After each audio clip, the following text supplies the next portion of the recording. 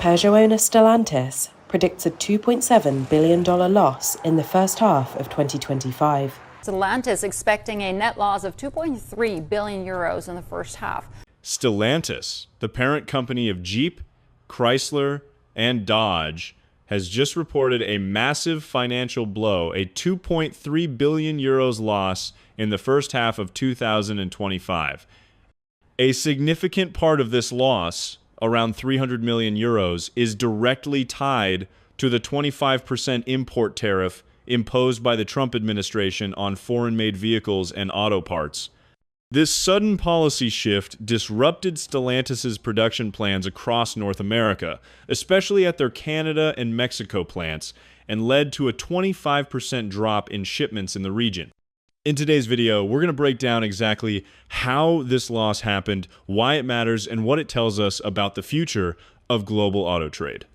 So make sure to stick around till the end, and don't forget to hit that subscribe button for more sharp insights into the real-world impact of political decisions.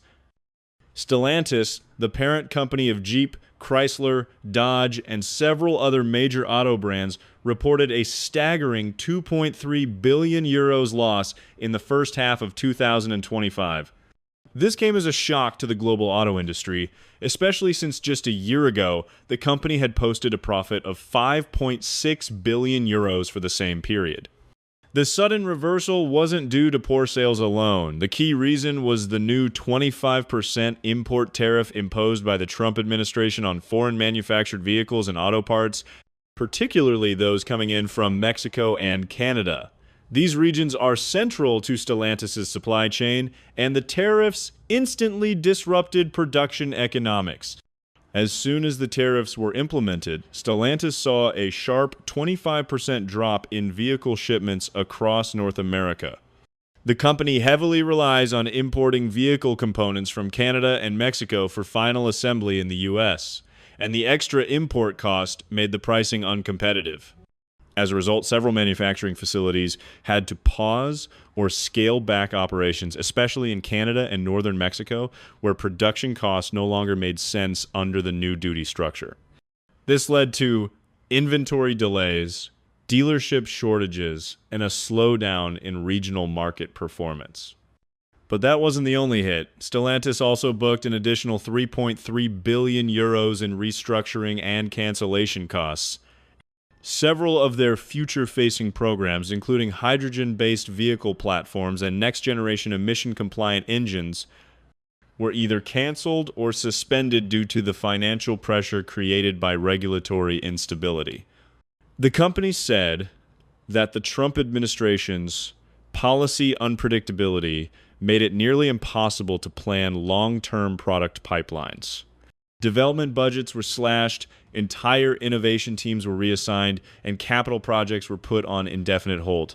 Adding to the uncertainty, Stellantis officially withdrew its full-year financial guidance in April 2025. This means they were no longer willing to publicly estimate what their profits or losses might look like for the rest of the year, a rare and serious move in the corporate world.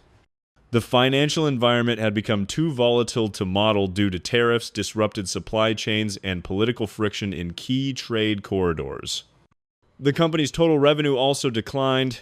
In the first half of 2025, Stellantis posted 74.3 billion euros in revenue, down significantly from 85 billion euros in the same period the previous year.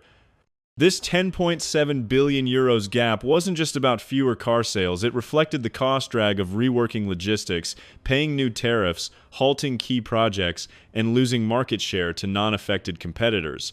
Stellantis itself confirmed that 300 million euros of the total loss in the first half was directly due to Trump's tariffs, and they estimate that by the end of 2025, the full-year tariff impact could reach up to 1.5 billion euros. That figure includes both direct costs like duties and border surcharges and indirect losses from slowed production, dropped programs, and reduced consumer demand. This isn't just a one-off hit. It's a full-blown financial shockwave caused by sudden political decisions, and it highlights how quickly even the world's biggest automakers can be destabilized by trade policy shifts. If these tariffs remain in place, Stellantis may have to continue scaling back operations in North America or reconfigure its entire logistics network, which could further drive up vehicle prices and reduce competition in the U.S. auto market.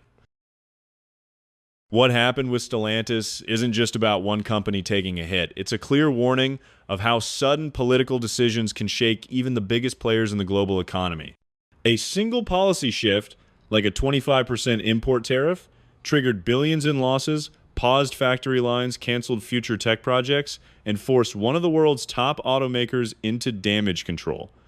If this can happen to Stellantis, it can happen to many others across different industries. The ripple effects of such moves aren't limited to boardrooms. They impact jobs, pricing, innovation, and consumer choices. And as more trade policies get rewritten, this kind of economic instability might become the new normal. Make sure to subscribe to our channel because we'll keep unpacking stories like these where business, politics, and your daily life intersect in ways you might not expect.